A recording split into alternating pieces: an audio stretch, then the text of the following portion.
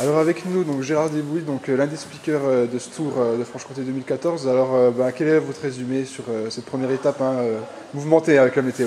Oui, une étape mouvementée, mais une étape, il fallait s'attendre à ce qu'elle soit difficile, parce que c'est un tour avec les sommets de Franche-Comté, donc il ne fallait pas s'attendre à autre chose qu'une étape difficile. Les conditions, évidemment, ont rendu encore beaucoup plus dantesque cette étape, mais je retiendrai simplement qu'à l'avant, nous n'avons que des coureurs qui se distinguent depuis le début de saison.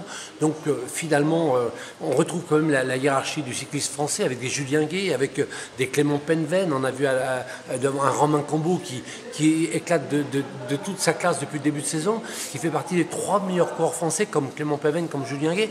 Donc finalement, une étape 125 km difficile, annoncée difficile, mais on retrouve les costauds devant, ce qui est peut-être une belle logique.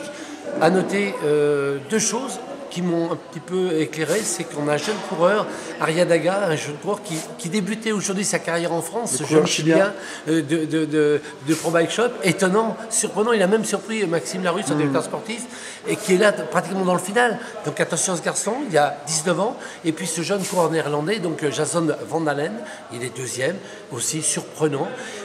Voilà, c'est peut-être aussi ce renouveau du cyclisme, à la fois d'un côté chilien, à la fois côté néerlandais. C'est la mondialisation, mais pour les Français, je crois qu'on peut être que satisfait du résultat.